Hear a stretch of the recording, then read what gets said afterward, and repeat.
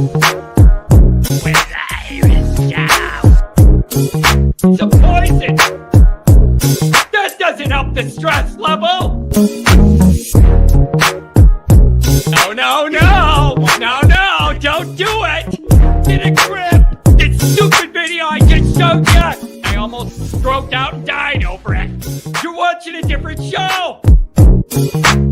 You donkey. You ain't a captain of nothing but a sinking ship. Don't do this to me, Harry. The Ohio State. It's Ohio State. What do you mean, the? 312-988-15. Hello? You tell Johnny all you've heard and seen. Sometimes it's good to just yell about football. Yeah, that's right. That's right. Welcome in. Welcome back, folks. I'm in a bad mood. We're already off to a bad start. Okay, we're off to a bad start on a Friday. I'm in a bad mood. We'll go through it. I'm going to pull it all together, and we're going to be just fine. But I'm having some frustrations here, okay? So we're going to get into this. And as you can see, I have no headphones on for a reason. We're going to get into it. I was up all night, and there's just... we're in a bad spot with the call-in line. So I'll get into it. So you guys, this is it. RK Mangoes, I see you. Awesome. This is great. No, you're working, RK Mangoes. I see you here. This is great. This is actually the future. So welcome in, everybody. Of course, John's going to yell today. So welcome in. Welcome back. We have a lot to get into. And what is hard to separate right now is this immediate game and everything else in the future. Mark, I might ask you to test this technology we're going to use today, too. I know you're good with this stuff. You might have to test it.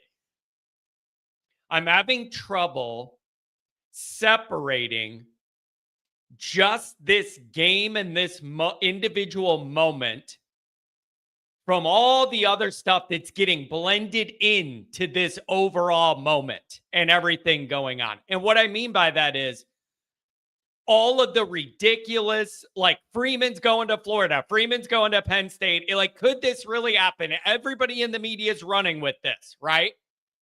Everybody in the media is running with this.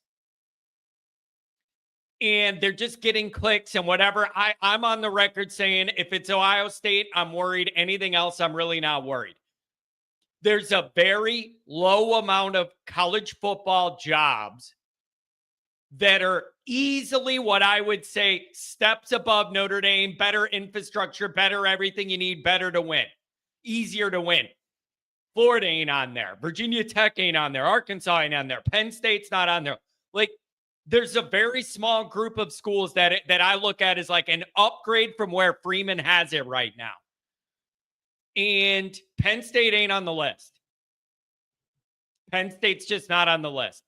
And it's not an insult at Penn State. It's just like that's not a job that is that much easier to win at or recruit to or has better resources and everything than what it is. Andrew, yes, the phone lines are offline. We're going to get to that in a minute. The StreamYard link is in the description of this video. If you click it, you can join and do audio only, and I'll bring you up as a call that way. Andrew, give it a try. Go. This is new age stuff. We're all going to have to get used to it. And this is actually the future. It's probably where this is all going anyways. And a lot of people have asked for this. A lot of people have asked for this, to be able to join this way and have it be more interactive. The link is in the description. It's also in the chat. Click it. Do allow audio only. I see you backstage, and I'll bring you up. So it'll all be fine. And you'll talk the same way we do on the phone. It's easy. All you got to do is click the link, and it's just going to say, what do you want your name to be? Hit the audio only, not the camera, the audio only, and then you're in it to win it. I'll pop you up. So I don't see any of these jobs but Ohio State being a big upgrade. I don't think Freeman is just money driven. I've seen it's like, well, they're going to pay him $13 million a year or whatever, right? I don't think it's just about money for Freeman. There's more things involved. He's got roots in South Bend, a half dozen kids living around there, like upgrades to the house. He's got money. Like, I just don't think it's that simple. So there's that part of it, right?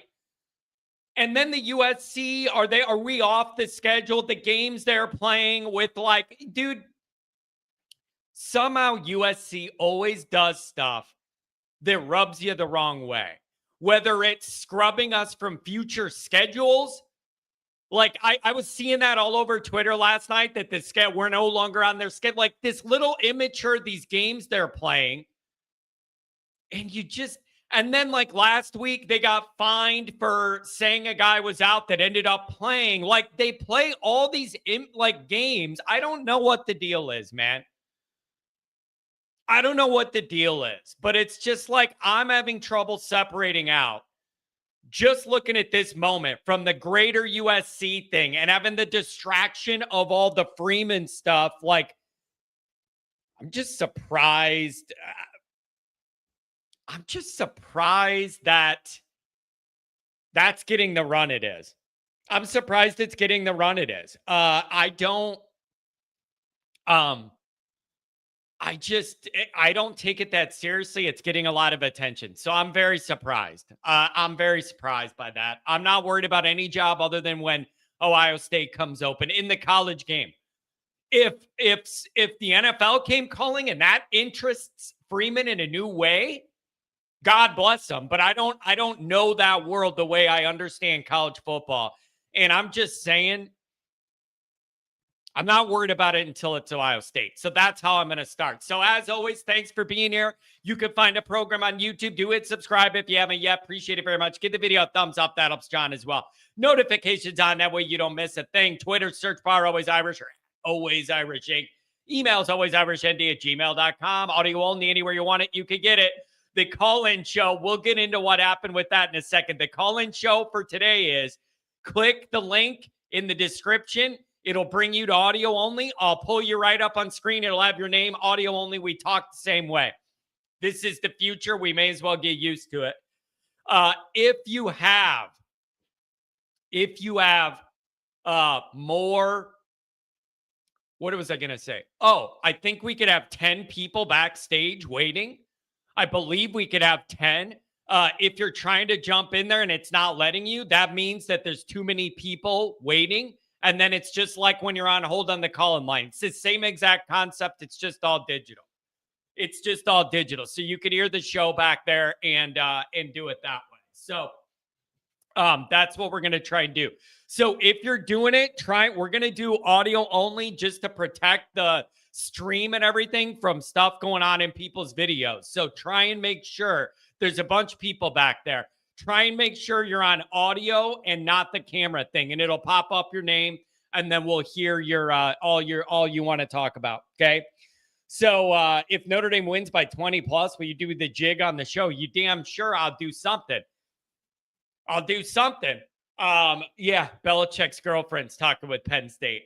Yeah, she's a piece of work. Did you see all the behind the scenes as it's leaking now? All the footage of her trying to manage all those meetings with everything they're trying to do with the show. She was in there bossing them all around, telling them they didn't know what they were doing.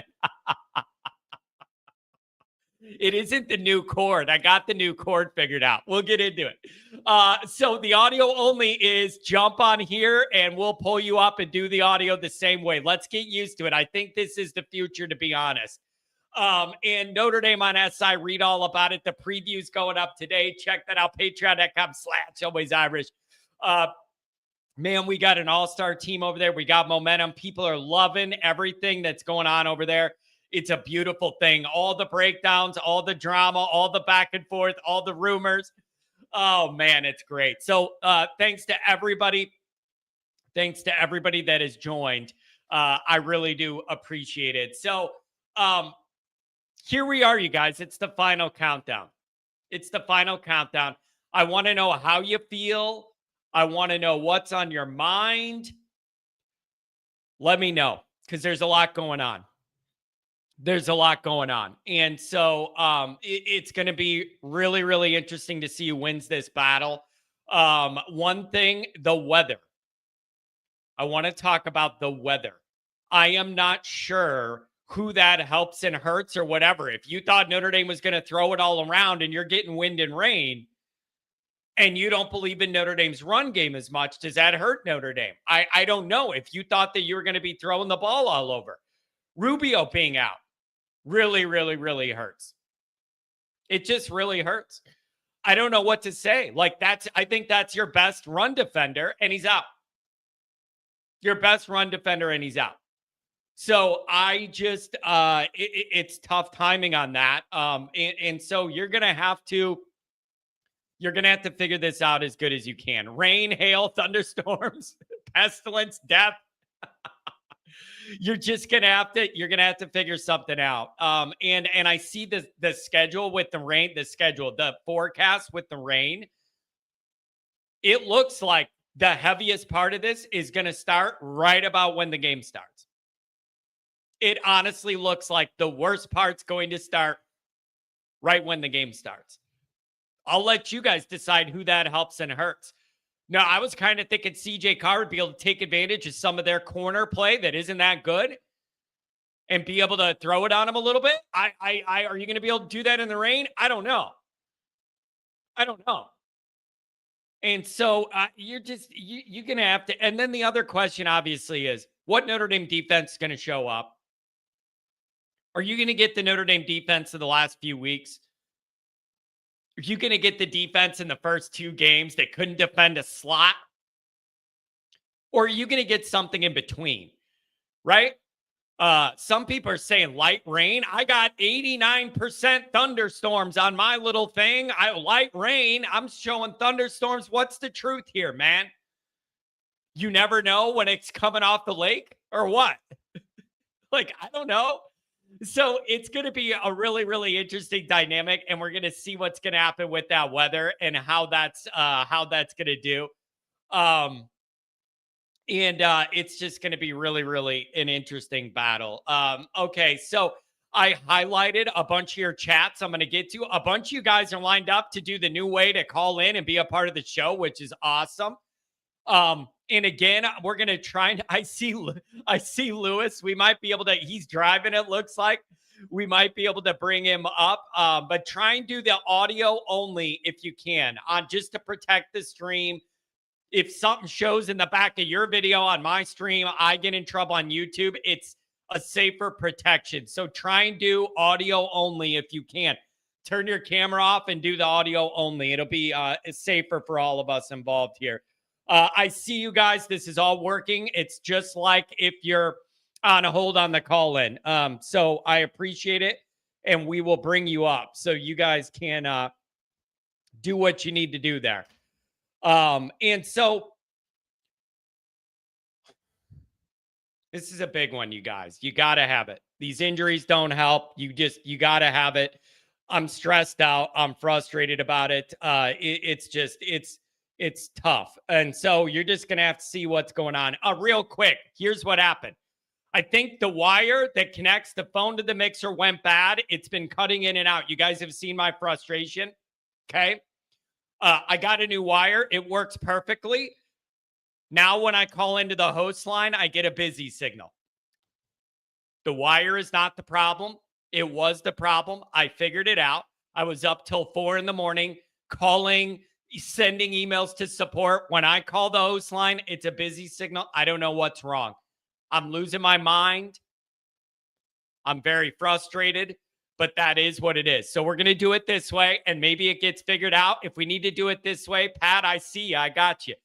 If we need to do it tomorrow after the game, we're going to have to. So I wanted you guys to get used to this now. It's honestly the future and where a lot of people are going, and I might go anyways. With the phone lines, it's an easier system. So that's what happened, you guys. The wire is fixed, but something's wrong with the call-in software system reading something. and I'm beyond frustrated, low on sleep, agitated, ready for tomorrow. Really, I'm getting worked up. So that's where we're at. Yeah, I see you, Pat.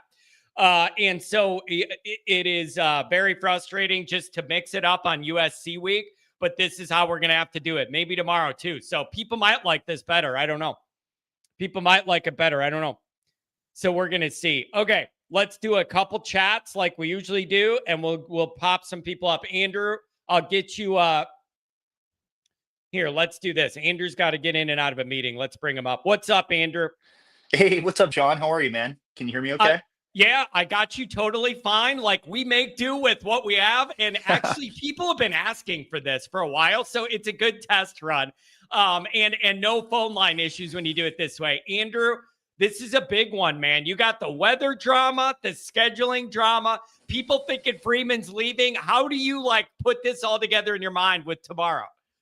Yeah, I'm not going to bother myself with the whole Freeman rumors to other schools. I think last year even there are actually for the last 2 years there's been rumors about Freeman potentially leaving. I think he's pretty solid at Notre Dame. He might end up getting a raise out of Signetti getting the deal, Yeah. but no, the way I look at it, and I think your chat's not going to like it, but I do think we all need a dose of reality a bit.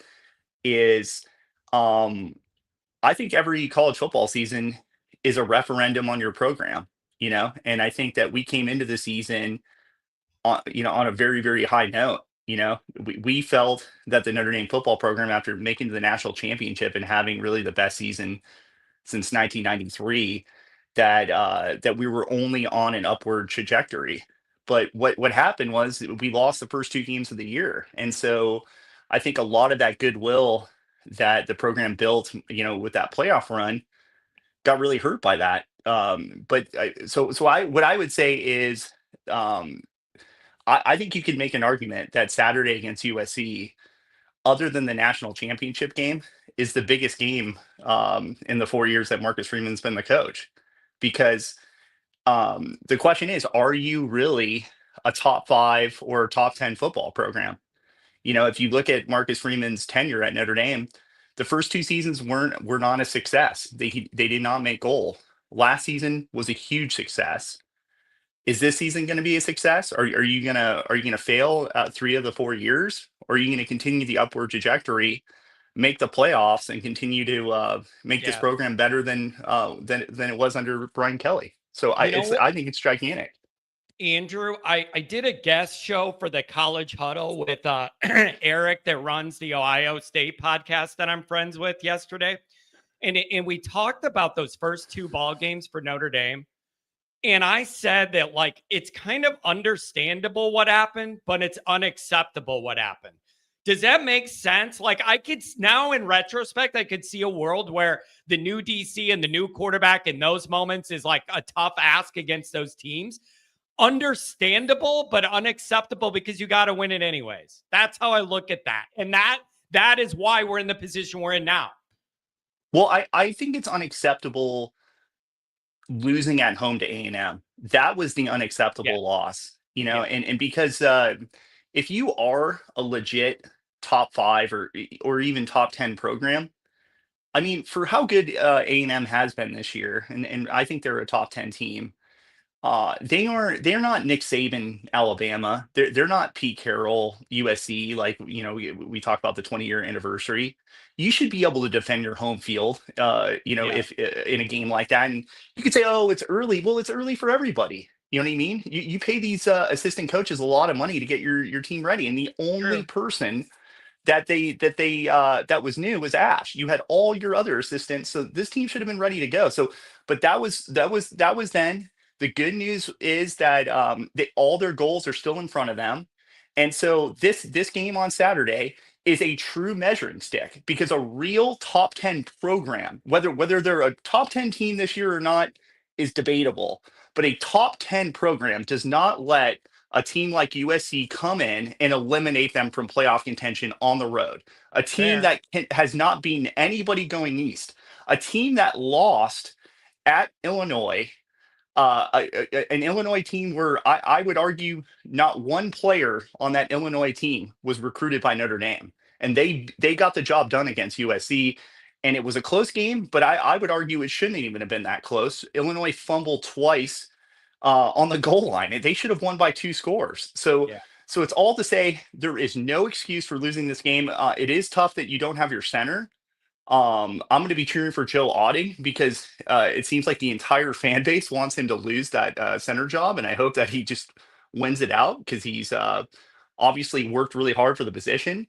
Yeah. It's brutal not to have Gabriel Rubio, yeah, because he's the best, arguably their best defensive lineman. Yeah. But again, USC's missing some offensive linemen, I think. So really, no excuse. You got to get this job done, and I think it might take 35 points to get this win. So Yeah, I think I'm in that range too. So Andrew, and if you lose, the bottom line though is, I think we need to have some hard questions. Like, everybody's going to come up with excuses. It's Ash's fault, or if USC gets heat on the quarterback, fire Rudolph. And to me, I look at it fine. You want to talk about assistants, we can talk about assistants. But this is Marcus Freeman's program. It's year 4, and you have 3 tough opponents on your schedule. You're really going to go 0-3, two of them at home? That's unacceptable in my book. You are not a top 10 program if that happens. Yeah, So yeah, I would just put that out there. It would be a definite step back. Nobody is open to, and it will be very, very frustrating. So, Andrew, we're going to see what's going to happen. This is going to be an interesting day tomorrow. I don't know what to expect with the weather, but we're going to be there, and we're going to have fun with it, and we're going to do the best we can. And then we'll be here after the game, whether there's a weather delay or not, and we'll break it all down. Have a good Friday, Andrew. Hey, thanks for being the first one on the new format. By the way, the audio is 100% clear on here that it is. You sound like a different person. It's way clearer than the phone lines. Maybe this is the long-term solution. Andrew, hey, thanks for John, real quick. I sorry, I know you need to get along with your show, but I just want to give one last parting note is I really hope Notre Dame comes to their senses and just accepts USC's proposal to play them early on in the season. I think it would be a travesty for those two teams to not play each other. I realize Notre Dame is right in this argument. You can make all the points. Notre Dame is right. But my dad always had an expression that said, would you rather be happy than right? And I'd rather be happy than right. I'm happy playing USC every year, and I don't really care what week it is. So I hope that they can come to terms. So, yep. Yep. There's just a lot of moving parts that are connected to this. Andrew, thanks a lot, buddy. Enjoy your Friday, and I'm sure we'll see you on the post-game show. Thanks for hopping in. Hey, thanks for fitting me in. Appreciate it. See ya. Yep. All right. Hey, this thing's working. Look at Pat. I'm going to come to you in a minute. Let's get Lewis because he's on campus. What's going on? What up, bro? What's up, my boy? What's up? Look at this. We're at the Dan Patrick. As close as I can get. Baby? What's up, my boy? I told you this California kid is out here, my boy. Let me show you. I gotta let you know, my boy. I represent wherever we go. How about them Irish, my boy? How about them Irish? We're here, my boy. We're here live from South Bend, ready to go. Let everybody know that we're gonna kick USC's ass. How about them Irish? How about them Irish, guys? We're live, John Kennedy Show. What's up, guys? We're here. Oh, this is hilarious. I was going to do audio only, but I saw the buildings and I knew he was on campus. I had to get you in, bro. Hey, I'm going to see you tomorrow. What's the vibe like? What's the vibe on campus? Bro. The vibe out here, I mean, you can just tell you, the beautiful thing about South Bend is that we got family here, bro. There's a bunch of family members. Dad playing football with his kids right here. It's just, it's getting there. I just got here. I was supposed to be here earlier. I wasn't able to make it. I had a moment yesterday at the grotto because my dad's really sick. It's at a point where we're gonna come together as a family. But I gotta enjoy what I'm here for. This is Notre Dame, my boys. This is it. I hate that whole analytical stuff, and I want to show you how smart I can be and how to break the game down. No. I'm just a fan that loves Notre Dame football and that cares about this university, this institution, and what we're doing and what we're building right now, right? This ain't about shenanigans. This is about give me 4 quarters of FU football, and we ain't taking no prisoners at all. You know what I mean? Hey, we're going to show USC what we're about. Lewis, I got to tell you, looking at you this morning, you look pretty bougie, baby. We Oh, bougie. you know it. Oh, we bougie all the time, bro. We gotta show South Bend what bougie is look like. You know what I mean? We gotta upgrade, bro. We don't downgrade. We upgrade all the time. We're like the iPhone and the Samsungs. We don't downgrade, my boy. We just upgrade. We keep upgrading. That's how Notre Dame does it. That's what Notre Dame will be under Oh, Marcus Freeman. dude, I love it. All right, so I'll see you tomorrow at the tailgate, right? Yeah, absolutely, boss. I got something for your dad, bro. I got a new one, dog. Look at this beautiful chain right here, my boy. I got a new one for a couple people, man. I can't wait to meet some of y'all. I'm excited. It's just a privilege, man. What I'm living right now, it's just a privilege, and it's a privilege to meet all of y'all, and all of y'all are gonna be here. I love you guys, and God bless you all. And thank you, John. Thank you for everything. No Muchas problem. gracias, compa. Hey, Uh, have fun all day, and then I'll see you in the quad just east of Touchdown Jesus tomorrow. Look for the flag. We're gonna have a good time. My dad wants to see you. It's gonna be great, man. Hey, for thank sure, you. boss. Yeah, for sure, boss. Later. Have a good day, dude. Oh my God, that was funny. Oh God, that was good. Pat, what's going on, buddy? I don't even know.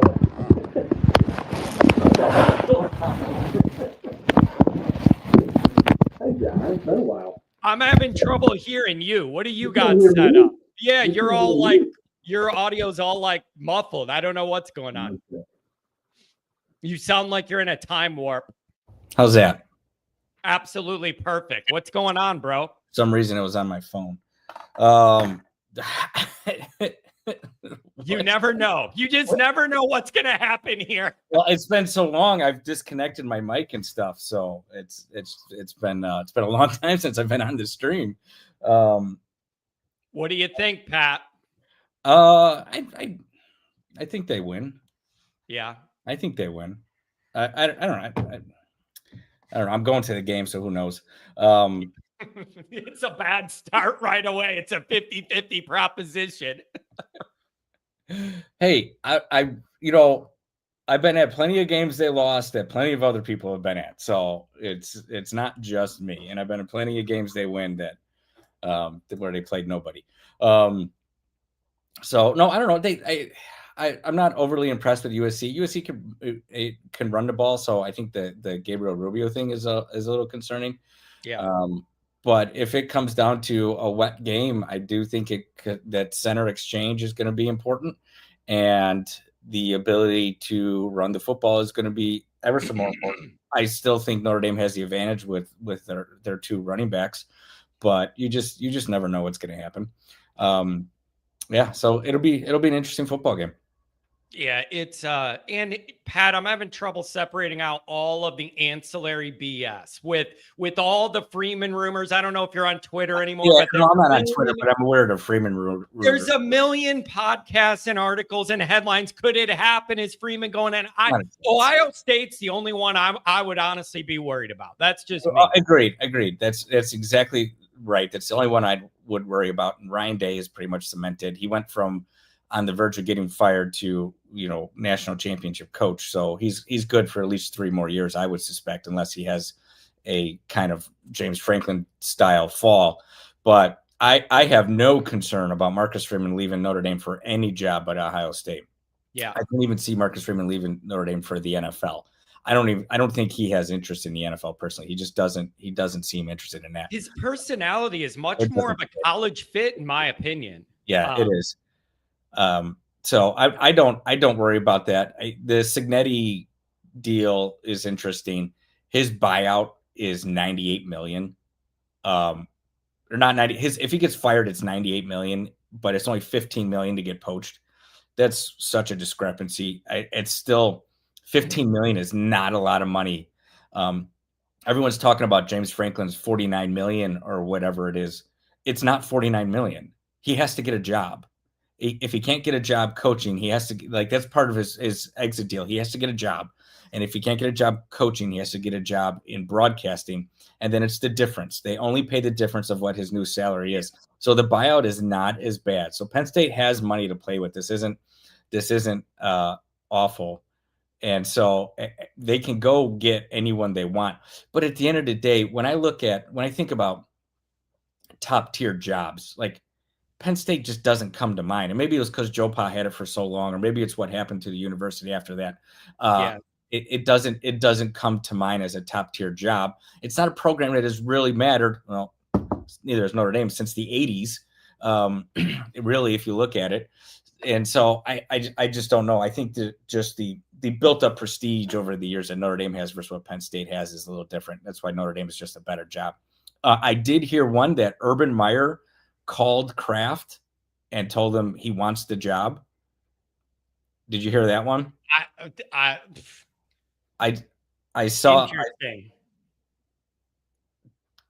Darling, did you really what? Scared of? Shut up, Adam. She's inside. No, he's serious because she doesn't want to tailgate or be out in the rain at all. She could sit in a truck and then go in 2 hours early. I know, but I'm dragging everybody to my soggy tailgate. I know. Yeah. I don't know. So going back to like, yeah, Urban Meyer, I saw one this morning where they said that Urban Meyer reached out to Penn State because he wants the job. Penn State, and the response was, new school Penn State wants him, old school Penn State, which apparently was behind the Franklin firing. The old school Penn State didn't think that Franklin paid homage to Paterno. These are all things I'm reading now. I don't know what's true. Yeah. This is what I'm reading now. And so old school Penn State didn't like Franklin because he didn't kiss the feet of Paterno. And so they want Matt Rule, and they pushed for Franklin's firing for Matt Rule. New Penn State, new booster Penn State is all over Urban Meyer. Interesting. And I'm just relaying something I read. Relax, buddy. I don't know what's true or not. Take it easy. Yeah. Take a chill pill, man. It's not Ohio State. Relax.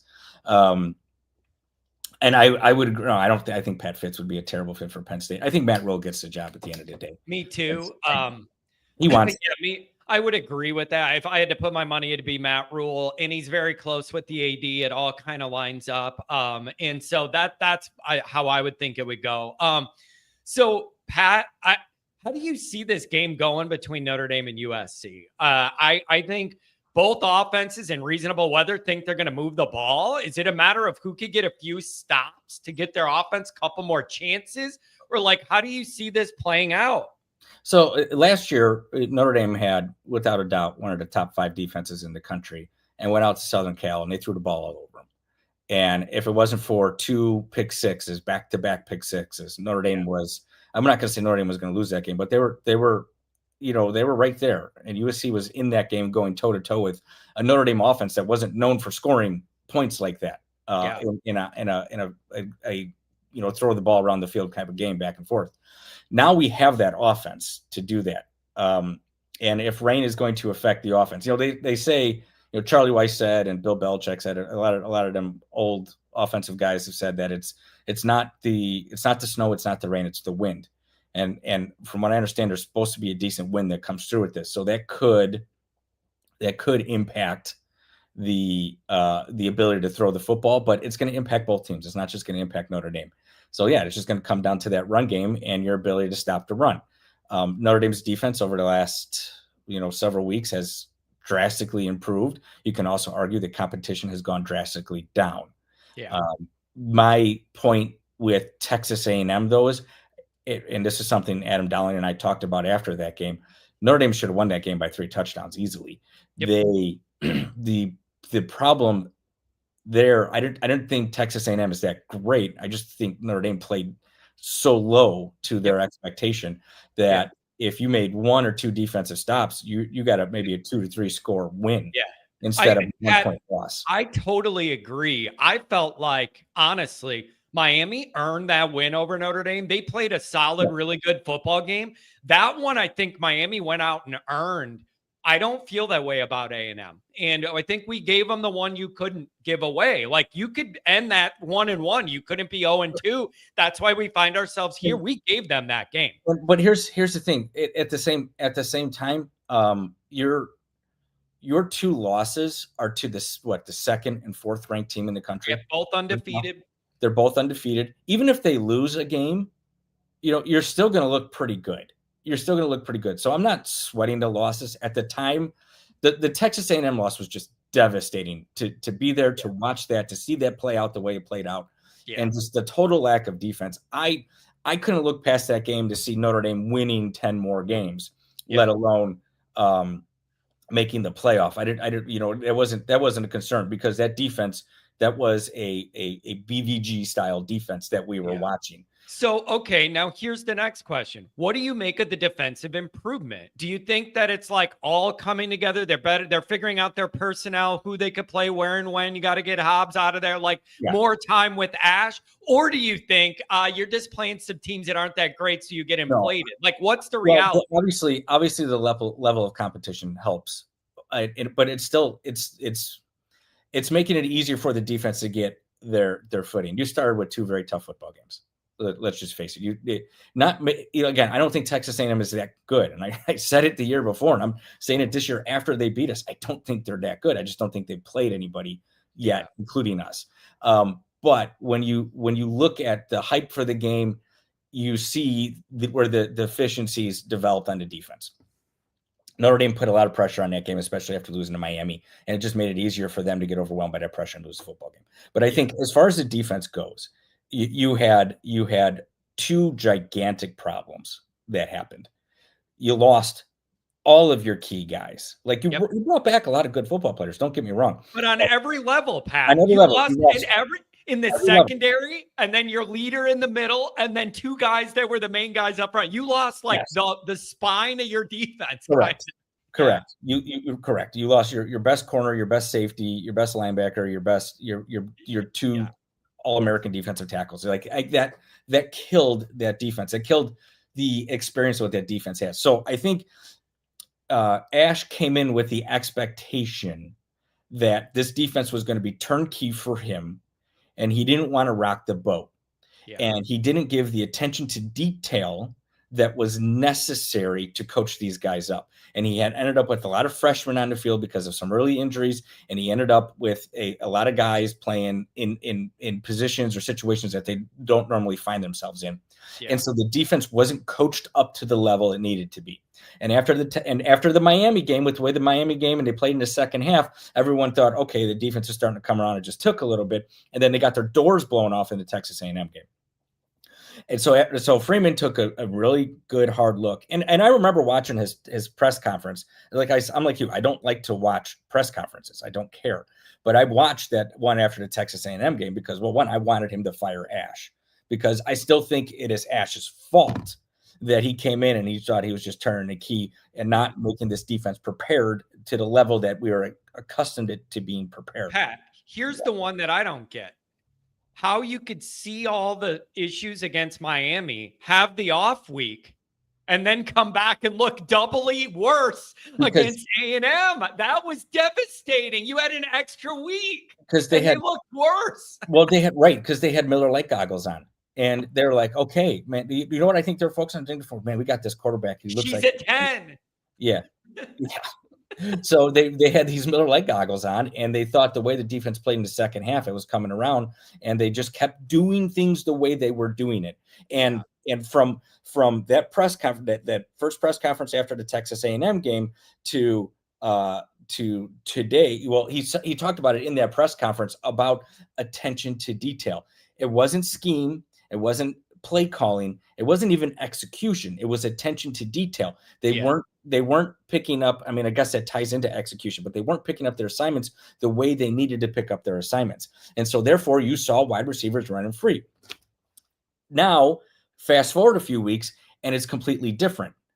You know, there's still some big plays which are disappointing, but there are definitely fixes that coming into it. And I think I don't know exactly what happened, but I think Freeman took a bigger control over the defense. I don't know if he's still there, but he has definitely put the attention to detail back into it in the preparation that they set for these guys. And now they have Rocky and fresh cut for the. This was a couple weeks ago. We both are actually. This is like we both got a fresh do for the USC game. You know what I used to use to tell me how bad my receding hairline was? These conversations right here. I haven't seen my forehead this big in a long time. Yeah, it's a good reminder. It's a good reminder. Yeah. So, Pat, it's just The long story short, John, is I do think the defense is getting better. I don't know if it's going to be to the quality that we saw last year. I do think it's good enough to win this game. I do think it's good enough to win out. I don't know if it's good enough to get into the second round of the playoffs, but it's getting better. It's improving.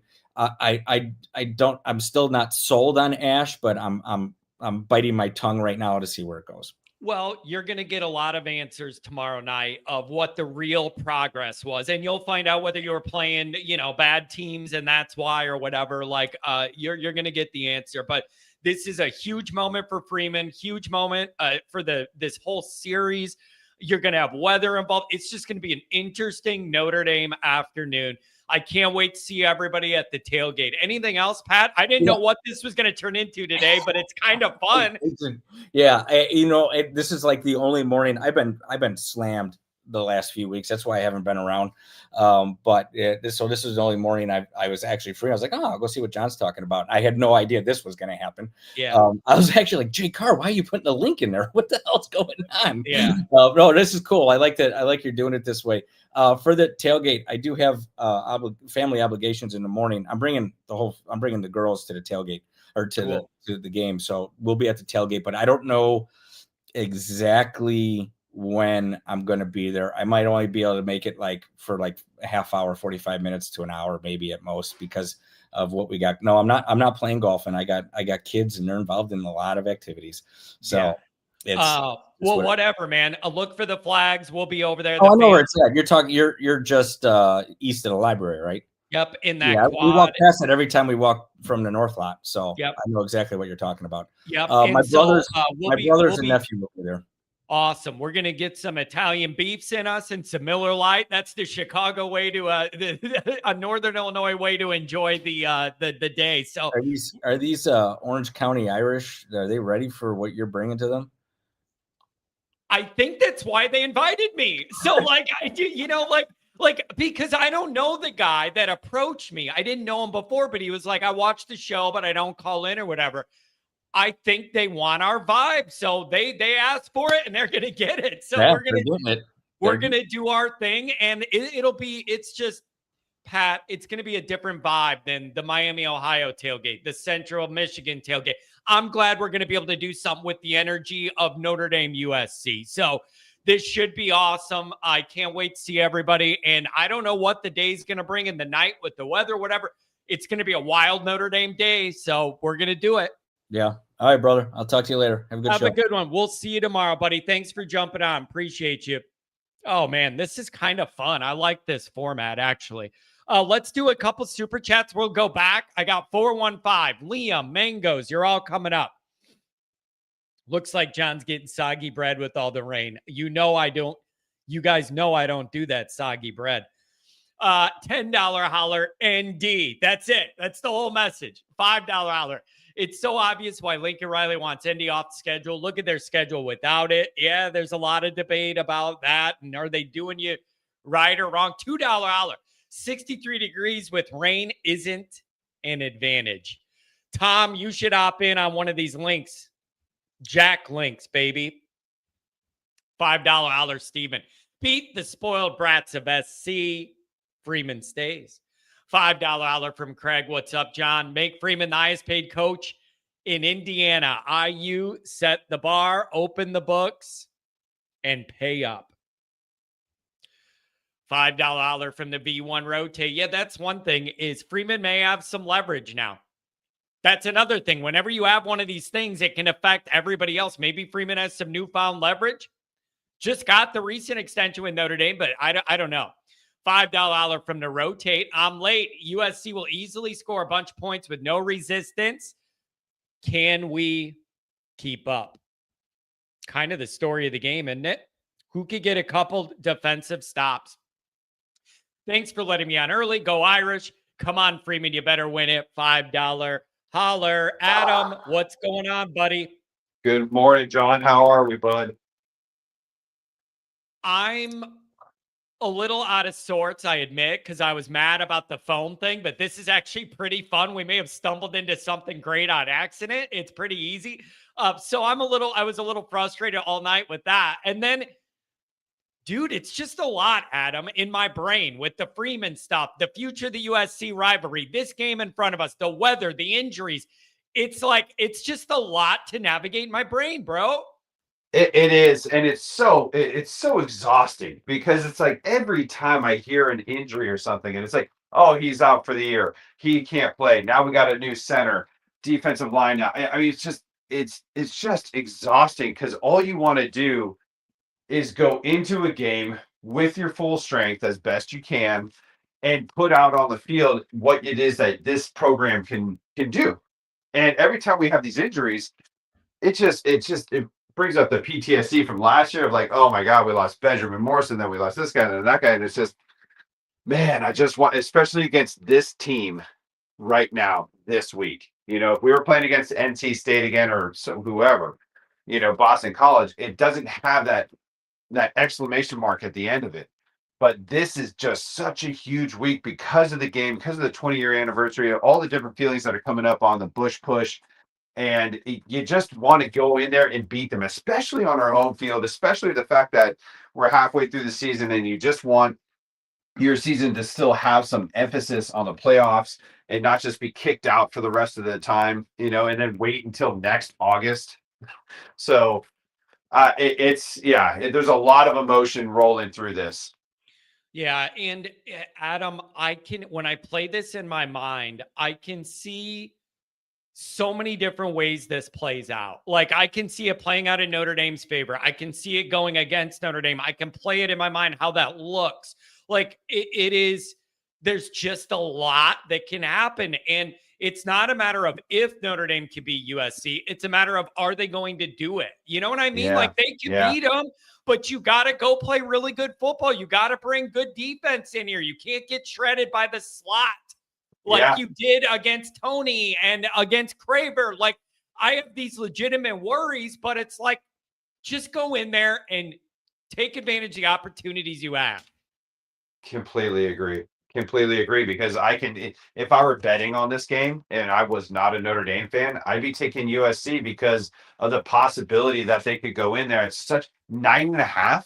I saw 10.5 on one of those, one of the websites. It's like, it just seems odd to me. I don't know how to get a feel for this because Vegas and everybody else is feeling that we should be winning by double digits possibly, and all of us Notre Dame fans are like, I don't know, man. We just lost our center. To me, the center is a big one because of the fact that kind of what Andrew was talking about with the communication, the continuity, the snap counts, like all the different things that go into it.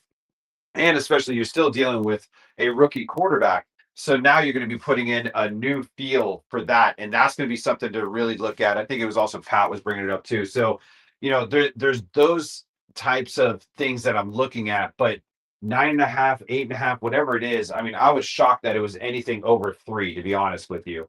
Yeah. But do I feel like we have the possibility or the ability to go in there and do that? 100% we do. But it's just, it really comes down to this, John, is what team is going to show up? What defense is going to show up? What adjustments are going to be made? Are we going to be able to make those adjustments to cover those wide receivers? Are we going to stick in man in order to bust up the screen because they love screen passes? And when they start doing those and they get those big boys rolling out to the sides, they can bust some big plays. And it just has little shades of what Ohio State's offense was last year. Yeah, it's and Adam, it's like what the question people have been asking is, are you going to see the Notre Dame defense of the last few games or the first two? Yeah. It could very well be somewhere in the middle where they don't look as bad as A&M, but they're not only giving up 7 points to USC. Somewhere in the middle where they look decent for some of it, they get burnt on some of it. Like it matters what that looks like play to play. Like, are the big plays 70-yard wide open bust touchdowns? You know what I mean? Like there's a lot of middle ground here. But Notre Dame's got to play good defense to be in shape to win this. They do. And, I hate to say it because we're asking so much of Carr, but he's going to have to play lights out. in order to get those points, we can't leave the points on the field. We cannot go down in that red zone. And, Steve Young for the 49ers back in the day, he had a great quote. He said, every time I kicked a field goal or my offense was going down and we ended up kicking a field goal rather than a touchdown, I felt like we were that much closer to losing. And it feels that way in this type of environment because of the fact that so many points can be put up on the board. So if it is 4th and 6 or something like that, kick the field goal, like take the points, get it. But as much as we can, we've really got to be pushing it to be scoring touchdowns because of the fact that we don't know what kind of defense we're going to be putting up there. I would love for them to shock everybody and just say, yep, we're giving up 10 and that's it. Okay, no problem. I'm in. But oh God, you just don't know, So there's a lot of, as you know, and as you can probably feel on this call right now, a lot of anxiety about this game. But it comes down to the opponent, man. It comes down to the fact that it's USC. I'm stuck in California dealing with all the USC fans. I got USC fans at my firehouse, and they're texting me and push stuff, and it's just. I just want this W. Our fan base wants it. You want it. Everybody. It's just like, let's just go get it. Yeah, it is. And here's the other thing that's on my mind too. Adam, I have to believe Mike Denbrock has been keeping some things in his back pocket for this moment, knowing what's coming, knowing points are at a premium. I am sure you're going to see some wrinkles from him and maybe even another special teams wrinkle, depending on how things go. And I'm excited to see that. I guarantee you Denbrock's going to present a couple new things that are wrinkles, and I need Carr in the offense to execute. I think that's coming. Yeah, and that would be fantastic. I think it was Greg Maddux, like as a pitcher back in the day for the Braves, where he used to set players up. And he would give up. There's a famous one where he gave up a home run in a certain pitch count. To set the guy up for later in the year in the playoffs. For the playoffs. And I was sitting there thinking about it as I was listening to the show. Was that Maddux? Was it Maddux? It was Maddux. Yeah, it was Greg Maddux. And I was thinking about that during your show last week on Wednesday, because of the fact that you bring it up like, hey, is Denbrock going to bring something else to the table? Is there something that we haven't seen? And I'm just thinking like, God, is he that cerebral where he's going to set him up where all the USC boys are watching this and they're like, okay, we got him on this play. We know what they're going to do here or there. And then bam, hit him with something, I mean, it'd be fantastic. And I would love it because I think it can come down to a battle of the minds, especially with the coaches, as far as schemes and different schematics on different plays and X's and O's and how you're moving and grooving. So, man, that excites me. The possibility of that excites me if that is the case. But I'll tell you, buddy, if we go down there and it's, first and goal from the 3 or 4 yard line and we do a bunch of weird stuff like we did against NC State and we don't punch it in. Yeah. That's a tough one to swallow. You know what I mean?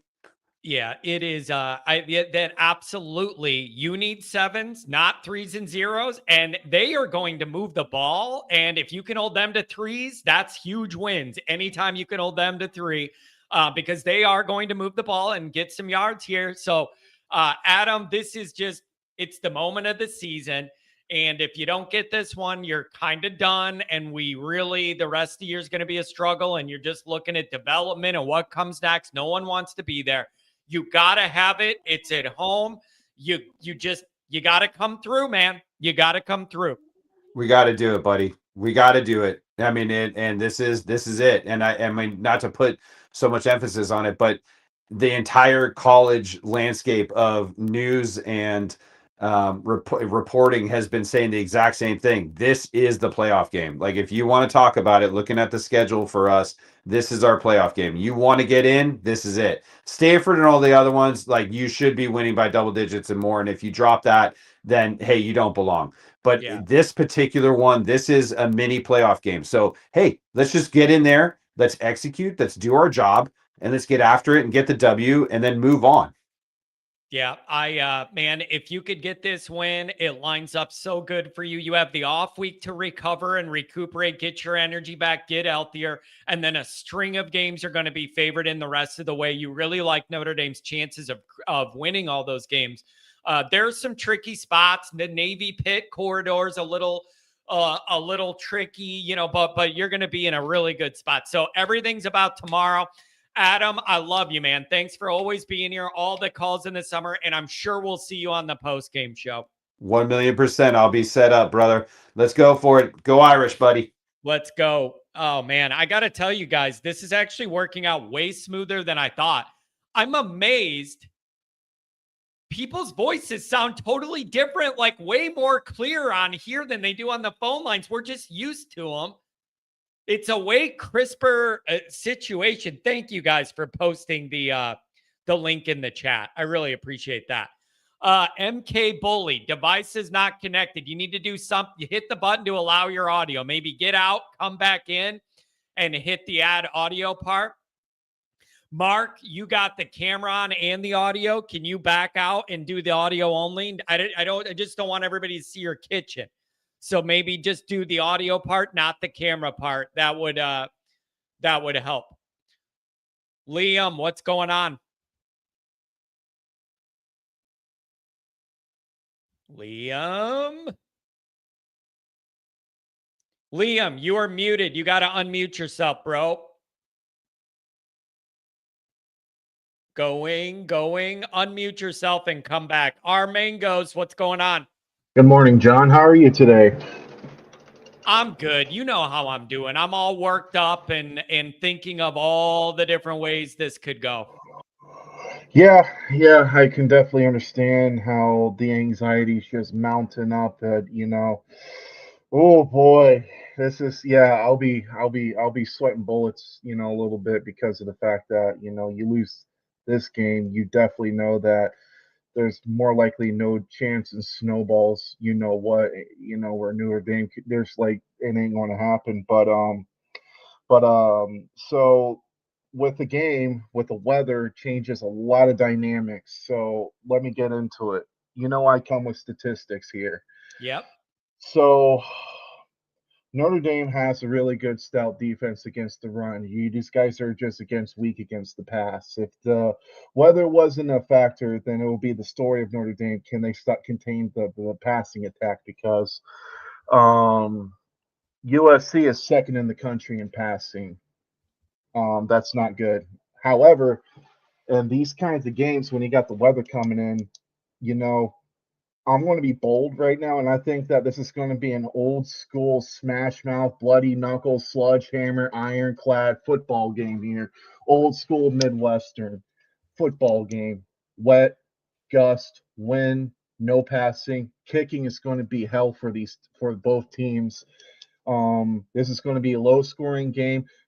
Field position is going to be really difficult to maintain because when you got a punt. Okay, now wait. So you think that this rain and this wind or whatever is going to bring this score down when a lot of people thought both teams may be able to move the ball, put up a lot of points and yards. So you're seeing this shifting a lot. Yeah. And also, too, when it comes to defense, you guys are basically neck and neck. I'm going to call this the triangle of hate, Michigan, USC, Notre Dame, y'all hate each other, the triangle of hate. Out of the three, Michigan has the weakest defense out of the three. You two are basically neck and neck. And here's another dynamic too. So I'm anticipating a lot of run because there's, there'll probably be like short passes, like 5-3 yards, quick short passes. That's what you're looking at. I don't think it's going to be a shootout, but the thing that USC only has one main advantage against your offensive line's experience. They got juniors and seniors, but the thing is that they're undersized. Like the average is about 280 pounds, where you got like big old Midwestern boys on the offensive line of Notre Dame. But the difference is that the underclassmen, you got juniors, freshmen, and that center. The thing is that there's also could be also, you're going to see more probably, I'm not sure I formation, but there's going to be more simplified version of both offenses because again, the weather is going to change it's going to change the passing scheme, if that makes any sense to you. It's Yeah. going to be like my score prediction would probably be 13-9, 6-9, 3-6. Ooh, It's going to, if that's what I'm looking at here. That's what you normally see in bad weather games. man, I still see both these teams scoring more than that. I would be shocked if the score came down that much. It all depends on the weather, but from what the weather report is showing, and I'm basing it off the weather report, okay? I'm not Nostradamus. I don't got a crystal ball, so you guys can take my words for a grain of salt. That's fine. I understand. It's understandable to assume and grant the possibility that the weather is playing that big of a factor. It's going to be blood and mud. That's and it's going to Yeah. be, like I said, man. And also too, your freshmen and juniors and sophomores on the offensive line, they are going to be pushed. It's going to be battle of the trenches too. They're going to be pushed because again, they're going against experienced defensive linemen, seniors and juniors instead versus sophomores and juniors. There's a big difference here with that. Their linebackers are not bad. We know USC can run the ball, and it's just going to be hard to move. It's going to be very, very hard to move the ball, assuming the weather. If the weather wasn't a factor, I will say you're looking at a shootout, a shootout because USC isn't all that great of a defense. They're pretty much like, if I can say, USC defense and Notre Dame's defense are basically virtually the same. Yes, you had Al Golden, but don't forget, Al Golden had years to develop that system with Notre Dame. First year, Al Golden. First year, Chris Ash. Chris Ash is doing good. Al Golden is holding, like he's doing good, give him credit. But you're not going to see that Al Golden defense as much as you did with Notre Dame this year because of the fact that he has to calibrate this defense to the scheme that he needs to set up USC. Yeah, Makes any sense. Man, it's just gonna be so interesting. You know what else I love about this is the schematic chess match between all of these coordinators, between Chris Ash and Notre Dame's defense and Lincoln Riley's offensive mind. I'm not sold that he's got the full program where he wants it, but offensively and with quarterbacks, he's elite. That matchup, and then how aggressive Denbrock's going to be with Notre Dame's offense. Do you really let CJ Carr rip it here, depending on the weather, or do you try and establish the run, or do you take advantage of USC's corners, which have not been the best this year, and let CJ whip it around? The chess match here and the philosophical schematic gameplay here is super interesting to me. Super interesting. Well, one thing I do want to touch on, USC has actually the most, I forgot his name, but there's a player on USC. I want to pull it up, but you do have, he's the leader in the country of interception. He has 5 interceptions. So, it's like USC version of Caleb Downs at Ohio State. You know what I mean? So there's calculation into that. And of course, and when you're talking about Riley and USC's quarterback, they're not that much far difference of the gap, only 200 yards. USC's passing completion is 73, give or take, and CJ Carr, and he's a true freshman. He's already south of 70, 70%. And the difference of the passing yardage is 200 yards, of total passes on the year. And don't forget, you guys went up against more of a tougher defense in Miami than USC did with Illinois. Yeah. So, like I told you in the beginning of the year, these are the moments that the fire forges, the flames forge the sword. That's exactly why. So that is, so what I'm just getting at is that does look good for you on that instance. There's a lot of dynamics coming into it. I'd say that these both teams are equally matched right now. You both got a good running game. I know that the performance on the running of Notre Dame has been underwhelming, but this is going to be too close to call. But I'll say Notre Dame wins by a field goal. Woo, man, it's going to be a long, interesting night. Thank you for all the breakdown, RK Mangos. We'll see you on the post-game show, buddy. Enjoy the weekend. God bless, bud. Have a good one. Telling you, man, this is show us your face. We want to see your face, bro. People are showing me, like, I'm seeing people doing their laundry. Like,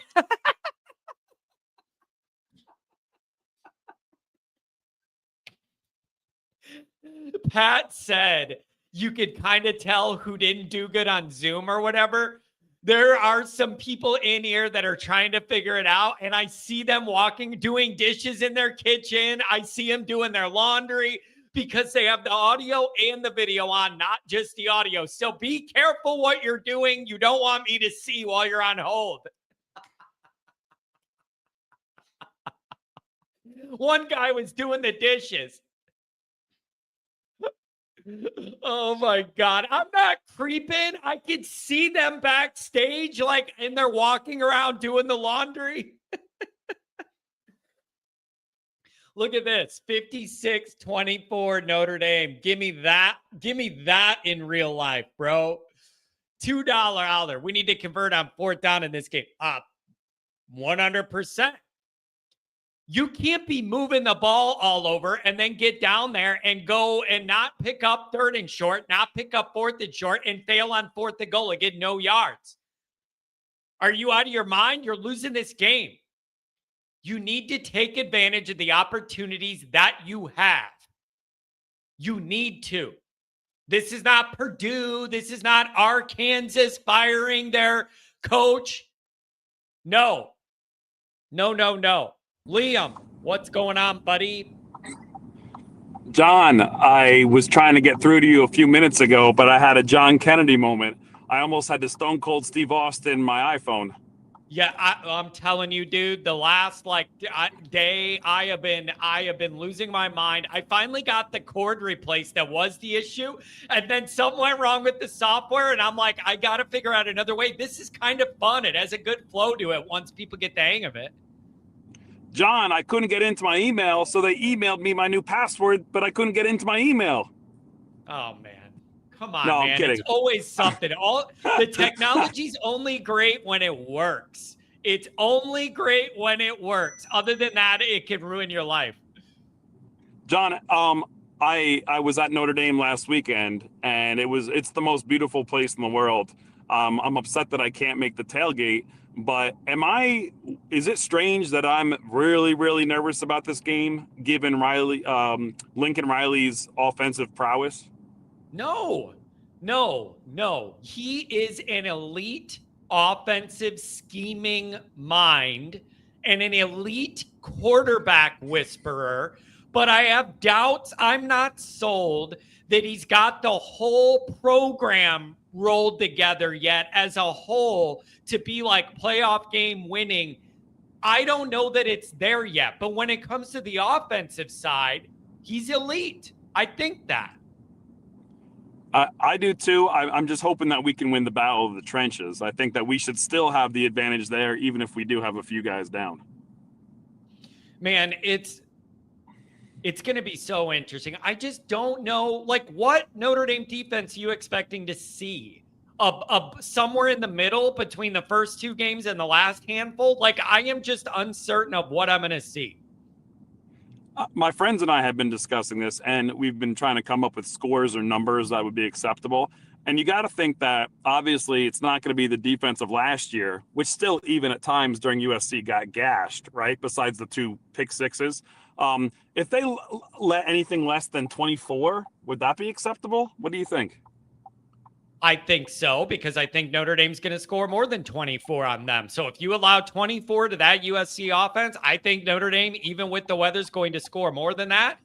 That sounds like a winning night to me. If you offered me 24 right now for USC, I think I'd take it, because I think Notre Dame's going to score more than that, even in iffy weather. I agree. I do have to ask you some advice because our lives parallel each other a little bit. I'm 41. I have a 6-year-old daughter. And I think you are around the same age as me. You're technologically inept. I'm technologically inept. You're rough on the eyes. I'm rough on the eyes. Oh, thanks. Thanks. Good morning to you too, buddy. No, I made that comment to you yesterday. I said I could hear you, but you're rough on the eyes. Yeah. I'm driving to a friend's wedding, and he's getting married on Notre Dame USC Day. How do I break it to him that we're no longer friends? That is incredibly disrespectful of that person, and I think this is going to end in divorce. Just keep the check. Don't give him a gift. Maybe I should give him a check that bounces or something like that, right? Bro, Who does that? You're ruining people's lives when you do something like that. You know who does that, John? A Jets fan. That's who. Yeah, well, maybe they don't want to see football. Yeah, that is really tough. I've had a bunch of weddings where I've been invited to stand up in or go to, and it's like, nope, I have plans. And like, can a brother get 12 days out of the year to do what they want? It's literally, bro, it's 12 days. Can I just have 12 out of the whole year? And it's too much to ask. Everybody wants to get married in the fall landscape. John, I just want to say thank you so much for your personality on here. I really relate to you. I'm from New York, so everyone thinks that I'm a weirdo being obsessed with college football. But like the way you are with technology, I think it's just like perfect with the way I want just Notre Dame, Channel 5, scream at my TV, not 19,000 different downloads and peacocks and yeah. But I think we're going to pull it out. I think it's going to be a close one. I think you and I, just like the old Saturday Night Live skits, we're going to have 3 or 4 heart attacks during it. But I think it'll be worth it. We'll win. Notre Dame. Oh man, I hope you're right. And I don't know what's going to happen with that weather, man. Could you imagine if you get a lightning delay or a thunderstorm delay during this one? Like everyone is going to lose their minds. The most Notre Dame-iest thing would be for this game to end at about 2 a.m. after a thunderstorm rolls through slowly. I'm serious. One more thing. Just how about this? I'm reflecting back because it's 20 years since the Bush push. I think I was a sophomore in college at the time. We have 2 out of the 5, 2 out of the 3 best running backs in college. Yep. We shouldn't be afraid of bad weather. We should be ready to roll. We should be the ones with a little bit of confidence. And if it rains, good. We can give the ball to the studs, to the stallions, and they'll get the job done. Yeah, but the issue is I feel like Notre Dame their pass protection has been a lot more efficient than the run blocking, and the short yardage run blocking has been very ineffective. And that makes me nervous. Like, I love what you have with those running backs, but they can't do it all alone. And the offensive line has done a better job pass blocking than run blocking. And you can't have that this week. You got to dig deep and move some people. It's funny with the offense because the juxtaposition of last year, we could pick up every 3rd down and 4th down and 1 that we wanted because of Riley Leonard and because the offensive line was a little bit more experienced. Even maybe I'm talking about the backups, Coogan, etc. This year we can get the splash plays, but the short yardage seems to be an issue. Yeah, and that's got to all change, by the way. Like that, you're not beating USC if you get down to the red zone and you can't punch it in or whatever. You're not. You aren't. So you better figure it out and get it right, or Denbrock come up with a whole new little plan of what you're going to do down there to scheme guys open or do whatever you're going to do, because you can't be that ineffective on 3rd, 4th, goal line and short. You're going to lose. Can I leave you just with one thing that's been giving me anxiety? I'm wondering why you have all of spring practice, all of summer/fall camp, 6 games into the season, and we're still trying to figure out like if we're on the 40 or the 30-yard line, should we be going for it or should we be kicking a field goal? Doesn't it bother you that the field goal unit isn't completely figured out yet? Like, you can't get a kid on the soccer team to come on and bang 30-yard field goals? That seems problematic. I am extremely frustrated that the last 2 years you've gone in the portal to bring in a reliable kicker and they both had lingering injuries. It's super frustrating because I see all these offensive and defensive players getting the hell beat out of them every play, and they're out there. And these kickers that never get hit can't stay healthy. It's driving me crazy, especially if you're going to have weather. Maybe that's more of a reason to go for it on 3rd and 4th and short. Even though you're not good at it, you might have to. I agree. That's a great point. Right? Go for it because you can't kick the field goal reliably, right? Yeah, and so if that's how it is, Denbrock will know that going into the game, and it gives him 4 plays to scheme a first down, depending on where you're at in the field. He will just know I have 4 plays, not 3 plays to get it, and you operate that way. But because you just can't You can't have a lot of empty possessions and then think you're going to beat this USC team. But let's be honest. This is the week, tomorrow, this is the day where Ash either earns his salary or he doesn't. Yeah, this is, everybody's been saying, is the Notre Dame defense back? Is the Notre Dame defense back?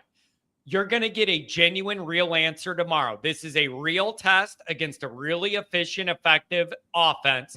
You're going to find out just how much they've improved. Maybe the last few weeks were fool's gold against lower level teams that weren't good enough to test you, whatever. I don't know.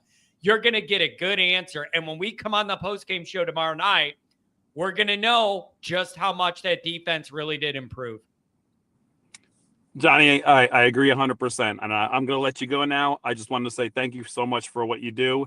And I think this show and you guys are the best. Thank you so much. Hey, I really appreciate it, man. Enjoy the game, and we'll talk to you. Man, you guys are great. You guys are great. This is a stressful situation, you guys. I'm wound tight. $2 hour. The D is ready. They will step up. All you need, I think, is a few good stops at the right time. Roger Dodger. I think USC scores 34-37, and it's up to ND to score more. Here's something else. Jay Carr, thank you for getting that link. Keeping the link going in the chat. Appreciate that. Really helps out. If you're gonna end up in a situation where the last score is going to win or whatever. Like if you end up in one of those dynamics like A&M, you want to be the one with the ball last. I know that because I'll have a lot more faith in Notre Dame's offense to get down the field and score than I think I might have in the defense stop them. So I don't know. Where's the dog days? So it would be really nice if you got into a position where you didn't have to rely on the last drive of the game to decide this thing. It'd be really, really nice. Here's the other thing, too. I was thinking about this. Even against some of the teams we've been beating and the score ended up not being particularly close in the last month, you ain't getting off to good starts, even at games at home. Even in games at home against lower level teams. In my opinion, you're not getting off to good starts. You got to get off to a good start. I think that's important if you want to beat USC. If you get behind USC a couple scores early, you are screwed, I think. Then they know you're going to have to throw the ball, and it changes everything they're going to want to do defensively to you if they know you're going to throw the ball. Why is it too much to ask that Notre Dame gets off to a better start at home? And you're not, I know I'm getting nitpicky and I want everything to be easy. It's just, can you get off to a better start? And they haven't done it even against some of these teams they've been beating easily. Maybe this will be different because the energy's different and it's a rivalry game. I don't know. It'd just be really nice if you could get off to a decent start here. I'll go back to this super chat. Can you talk about the tailgate info? This is the quad just east of Touchdown Jesus. There will be an area for us. They're going to have their signage for the Orange County, Alumni Club. I'm going to have my flags nearby. If you're in that quad, you're going to see us. Starts around noon and then runs till people are getting ready to go in the game. And they're going to have Portillo's. We're going to have a full bar, everything you could want to eat or drink. It's free for all of our people. All you got to do is just go in there, say you're with me or see me and come in, whatever. So that's going to be the deal. Pretty easy to find if you're in that quad area, just east. Nope, no cost. It is free. If you are with the Always Irish people, it is free. So you just tell them you're with me and everybody comes in and you eat and we have a good time, man. So, so that you'll be good to go. Just say you're with the Always Irish crew and you'll get in. You don't even have to pay for the Portillo. So that's a big deal. I know that's what everybody's worried about. So Ryan, what's going on? What's up, John? First time caller. Had to do it for USC week. After appreciate that. Look at this. You got the dome as your picture. It looks like the dome is talking. It moves whenever you're talking. I like this new age technology. Yeah, just uploaded it. Thanks for getting me on so quick. And no just problem, loving the man. Patreon too. That's just my new outlet. Instead of going on Twitter all the time, it's just, and with your shows, I just can't keep up with it. It's just too much programming. Man, Love it though. The way I look at it is, Ryan, in this season, it is nonstop content because the off season's slow. So it is content central USA, and you grind it out every day. I want something for you guys, whether it's Patreon or here. And then the off season, everybody can breathe a little bit. But this is, it is time to get to business. Yeah, that's right. I'm starting to feel like how I felt like before the A&M game, Miami game. I feel like we undersold USC during the offseason. Obviously, the main focus were the first two games. And it would have been nice to get those victories. Miami at least will get another crack at them next year at our place. And we'll see them in the playoffs if we get matched up against them. Honestly, both Miami and A&M, I'd love for us to get a rematch against them. But USC, it's a rivalry we respect. It's for the history books. I've got these 4 or 5 USC Twitter accounts have been a pain in the butt this week, and they just come out for Notre Dame. And other than that, they don't really have a real fan base, unlike the Penn State crowd and Ohio State crowd that we dealt with the last several months in the off season. So I'm not really. It just where did I watch this video? It just when this rivalry is played, it's just up to like the football guys with the history, and it doesn't matter really what happens, but just get that win. So we're in just another one on our end of the column, and then we'll figure out when we'll play them next time. Yeah, man, it's just a combination of so many different things wrapped into this. All of the history between these teams, all the years where we were down and they were up, then they were really down and we started to trend up. Now you're getting it where both teams are really competitive. And then you have the contract stuff. And then you have like Freeman rumors. You have the playoff stuff involved here. Like, this is why you love college football. For a night like tomorrow, there's so much hanging in the balance. This is why we love the sport. Definitely. And I'll be there tomorrow with my buddy. I'll try to stop by the tailgates and maybe take coverage in the monsoon. But this was like a game last year. Going to the Indiana playoff game was my first home Notre Dame playoff game. I went to a Blackhawks hockey game. That was my first time at Notre Dame Stadium. And I went to one road Navy game out in San Diego several years ago. But this is it. It's make or break for this season. I still trust Freeman and trust the process, and we got the recruits and a big recruiting with all these commits showing up. It's just we got to put on a show for them. And I actually like that it's going to rain because the wine and cheese crowd will probably stay home and give the tickets to their rowdy and drunk kids. And I think it's going to be loud Saturday night. Yeah, I think the Notre Dame fan base is going to be ready for this.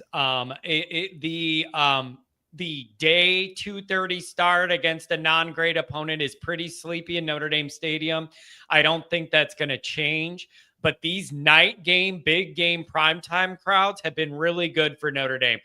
Like a legitimately good home night, big game crowd. Those sleepy afternoon games, not so much, but people will be ready for this. Definitely. And just one take, I feel like I have to get off my chest. I feel like everyone's thought process has been on the target throughout this week. So nothing to add there. But I'm calling out Jeremiah Love. He's the most talented player we've had in, I don't know, maybe 2 decades.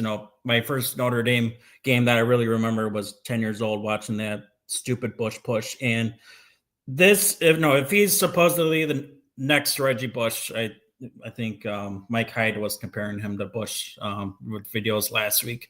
He needs to have a legendary game where years and decades, we'll be telling our kids about this game about the time Jeremiah Love went off of USC, and we need to have a name now. They have the Bush push game. We need to have some type of Love game, and Yeah, he's got to put the team on his back.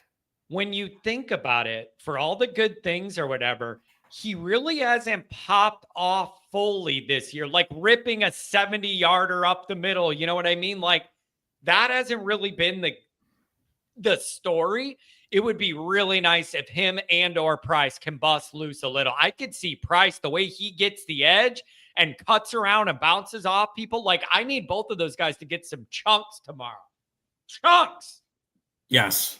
And I think Price has done that. It's either momentum builder for us with big runs or momentum killer for the opposing defense. But I feel like Love he's been getting his low scores and big plays and here and there, but he needs to put the game on his back. Yeah, it is. And rip the hearts out of that defense. So we'll test that defensive line. If that weather is going to be an issue or it's harder to throw the ball, then it's going to be who's able to move people in the run game, who's able to stop people in the run game. Are there any mistakes? That's the other thing when you have a rain game or a wind game. Are you having any fumbles, the slippery ball syndrome, whatever, so to speak? You got all sorts of things to worry about if you're going to have that issue. What are the USC corners like from Slip Mahoney? I have been told they're not good, and that is a weakness of the team. They have a safety people like.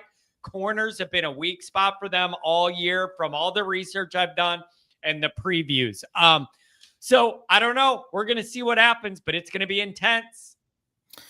Yeah, let's do it. So looking forward to eating a lot of hot dogs. I'm not sure what the Notre Dame Orange County Club knows what's in store with all your people showing up.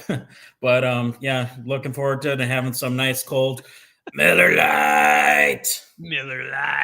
Hey, they invited me, man. So like, I assume they're okay with the vibe I bring. Like they invited me to do this. So like, we're just going to do our thing, man.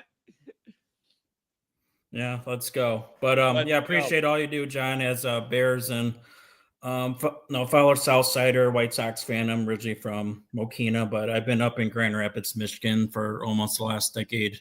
Went to Grand Valley State, Brian Kelly's old stomping grounds. But I'll talk about Michigan fans a different day. But let's get this one out of the way and let's just I don't care who we're match up with the playoffs. Just get in, but we have to get through Saturday first.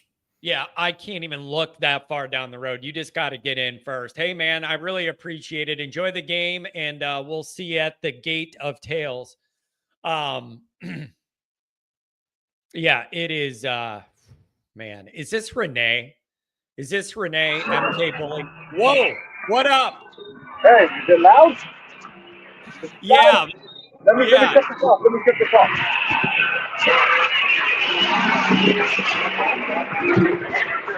The construction's still happening, whether we're on the real phone line or here. The construction goes along. Right? You want to see my face? You want to see what I'm building? Shit. No, sorry, guys. Yeah, you gonna show us your face? I'll show you what I'm building, bro. But the construction will keep on going. John, man, this is a big one, man. I pondered on the question you asked me, or the comment question.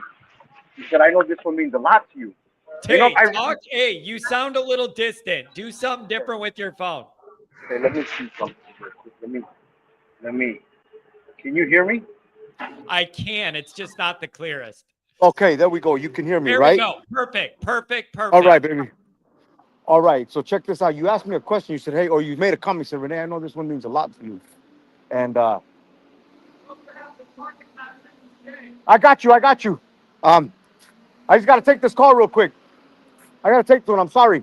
It's important. Anyways, that's the owner, bro. That's the owner.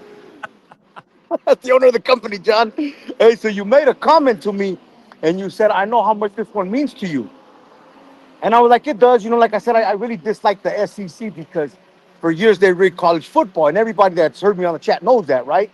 And I really would like, man, and then like what I meant, what Bruce said a few years ago was now the Big Ten travels from from state to state, from different time zones to different time zones. And I tell you, when I travel to South Bend, that's what happens to me. I get exhausted, especially 30, throwing these 30 to 50-pound blocks all day, man, and just grinding, right? I get Yeah. exhausted. Okay. And then I really thought about it through the week. So here's the story. Here's how it goes, man. And I'll leave you with that because, John, it's going to tie into you, brother. You, okay? Okay? And what Notre Dame really is. And maybe the teams match up the same on paper, but there's got to be an edge. Just like when BYU plays Utah, they say emotion could only go so far, and then comes talent, then comes coaching. So the thing is this: born in the heart of Los Angeles, downtown Los Angeles, grew up till I was 11 years old, about 2 miles away from Dodger Stadium, brother. That's where I grew up. Moved to Salt Lake City of all places, right, where you got BYU, the Catholics versus Mormon things. Was born to a Mexican Catholic family, only to grow up, brother, to go to the East High School and have Fui Vakapuna, who was BYU's running back under Gary Cronin and Bronco Mendenhall as my backup. Okay, listen to this. I was Stanley Havili's older brother's backup. Stanley Havili played fullback at USC, set three records there under the Mark Sanchez era. Okay, follow me here. Follow me. Let's fast forward into time. Rene has a little girl. Her first football game is against who else? My East High School, Skyline High School, which patented themselves after Notre Dame. Won 7 out of 10 titles in the 90s. Okay. The first football game my little girl ever sees, man, is East High School versus Skyline High School. Fuiva Kapuna happens to be a sophomore at BYU, puts her on her knee, bounces her on her knee, and says, "Man, look at you. Look at you." And I'm like, "Fui, bro, you're doing it, right? You're about to go to the league." I go, "Hey, bro, remember when you was my backup?" And he laughed. I said, "Hey, I guess I went to one league and you're going to another league, man. Good on you, right?" My little girl ends up going to that school, which patterned themselves after Notre Dame. That's her alma mater. Stanley Havili buys her her first ever Kobe Bryant shoes. Who played for USC in that Rose Bowl that they beat Ohio State in. Okay, so I go coach at Conwood High School, and E.C. Sofele, who played tailback at Cal, his dad, I'm his assistant running back, but E.C. Sofele was my daughter's speed coach. Okay, John Martinez is a Tongan dude, but was adopted by a Mexican dude by the last name of Martinez. He is Layla's distant cousin.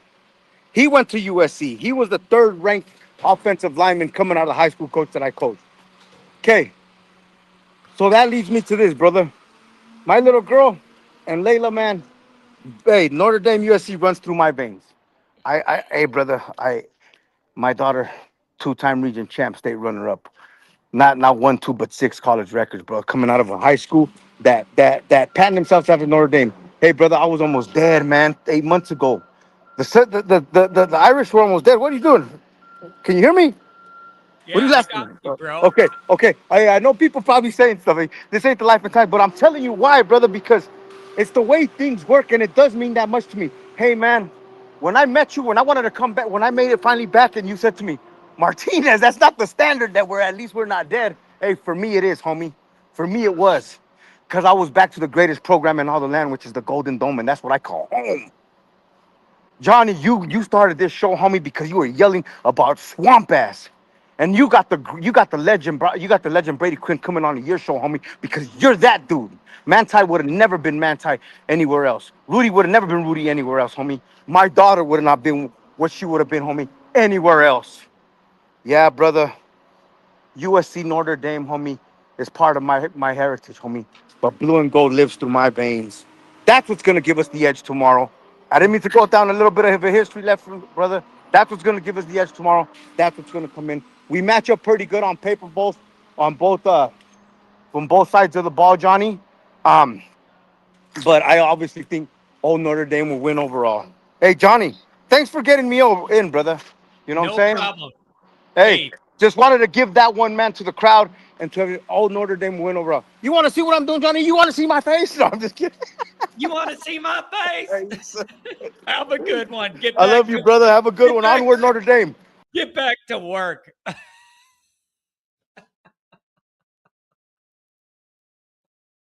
I was trying to. You guys are being really funny in the chat. Pat says that's what they call a union break. Oh, that's great, man. It was the owner of the company, and he's saying, I got to take this call. I got to take this call. If you're trying to get in, go to the audio only. I only did Pat and Lewis on video because I knew Lewis was on campus and nothing bad could happen. And I have obviously familiarity with Pat. If you're trying to get in, make sure you do audio only. God, country, Notre Dame, go Irish. Ain't that the truth? Look at this. $5 holler. USC's 1-4 when they leave their time zone and they only score 38 to 20. There is a lot of that talk of, look at what USC did with Illinois. They didn't handle that moment right or whatever. You're not going to get that effect. The sleepy 9 a.m. LA time kickoff in middle of nowhere, Illinois, Champaign, you're not going to get that. USC's not going to sleepwalk into this one. They're just not going to do it. $5 holler solely. Offense is the most balanced attack they have faced in the last 10 years. They are up for challenges. CJ will dice them up. I want to see this weather. I want to know what's going to go on with the weather. Let's see. That could affect it, maybe. That could affect it. If you got that hate in your heart for USC, let it out. Let it out for sure. Oh, man. All right, let me get to a couple more of these chats here. I highlighted some of these before we went live. Also from California, but blue and gold, go Irish. A light mist. A light mist would be interesting tomorrow. I don't know. I saw some people saying lightning and thunder. Other people saying just a little bit of scattered rain. I don't know what you're going to get. South Bend weather's weird, man. You never know what you're going to get that blows off that lake and how it comes and goes. You just never know. You never know. C. Jones, 20 years later, I can't watch replays of the Bush push. I just can't do it. Beat USC, then the off week, then a playoff run. Yeah, it is. The Bush push thing is still very, very painful. It's very fresh for a lot of people, man. Tex ND. Seems to always be some sort of drama before we play USC. This year, it's possibly the last game, and Freeman to Penn State. I don't think it either happens. These things have a way of happening, and you have this rivalry game. You already have all the history and all the competing values and ways of living and different thoughts and everything. You just add in all this drama. It's just a beautiful thing, man. It's just a beautiful thing. Losing Rubio is huge. Hopefully the third string walk-on that gashed Michigan gets kept in check. It's a heck of a walk-on for the numbers that guy put on Michigan. By the way, said this before, I'm going to say it again. I'm a big believer that USC is better this year, but Michigan's way more down than anybody wanted to admit. Any Michigan team that's given up 224 yards on the ground to USC, I'm willing to say that that's more than a down week. That's a down year. That's a down year. So I think they are down lower than where anybody thought they were. Jay Carr. What's the narrative if Notre Dame loses this game? 0-3 in big games on the schedule. The Ash hire was a failure, and you wasted Love and Price. Don't lose this game. Yeah. There's going to be this looking back at the first two games, and there's just a lot of missed opportunities, you guys. You misread your personnel entering that game. That's a problem. The scheme or the tweaks or whatever we're calling it took a while for people to get a hang of, and that's a problem. But you had missed opportunities in those games. Even as bad as you played defensively, multiple balls were thrown right at our defenders in both those games, and we maybe win the games if you just catch balls thrown right to you. Couldn't do it. Even keep everything else the same. All of the defensive ineffectiveness and inefficiency and confusion and frustration. They were throwing balls right to you and you didn't catch them. It's got to be different this week. Really, really just a rough dynamic to start the year. I understand some of why it happened, but that doesn't make it acceptable. I understand some of it happened, but it's just very, very frustrating. Very, very frustrating. I don't know, you guys. It's you got to show you're not that team you put on film the first 2 weeks. Philly special. The weather Saturday, horrendous. 100% chance of storms from the evening until almost midnight. This game's going to start at end at 4 a.m. Notre Dame, USC, and it ends with the sun coming up. Imagine it. Just imagine it. A lightning delay for that long. Oh, man. And you don't get many of those lightning delays like after the sun goes down. Usually you don't get as much of that. It's interesting. Really interesting. All right, you guys. There's a few people here listening, but I got most of the people on the one to jump on, say their piece. I think if we do this ongoing, which I kind of like, people will get the hang of the audio only and what you need to click and whatever. But this was a pretty good pivot, and I'd say pretty successful. And I thank you guys for being adaptable to doing something new. Seemed pretty easy to figure out. Some people took them a couple times to hit the right buttons to get it going. But this actually ended up working out. Mark, you are not on hold. I am not showing you at all. There's a backstage. You are not on hold. You got to click that link, enter the studio, activate your audio, and I would see you down below backstage. I don't see you. Yeah, so we did the best we could with the tech here. Mark's the one that surprises me because he's so good at this, and he didn't get it. He's so good with it, but he didn't get it on this one. So thank you guys for being here. Thanks for the kind words. Thanks for jumping in on the chat the new way. Thanks for the donations. We will see you at the tailgate tomorrow. Look for the flags. Be there. Go Irish. And I'll be here after the game, and we're going to do a post-game show, and we're either all going to be in a really good mood or really miserable, but I'm going to be here for you. I love you guys. Get this win.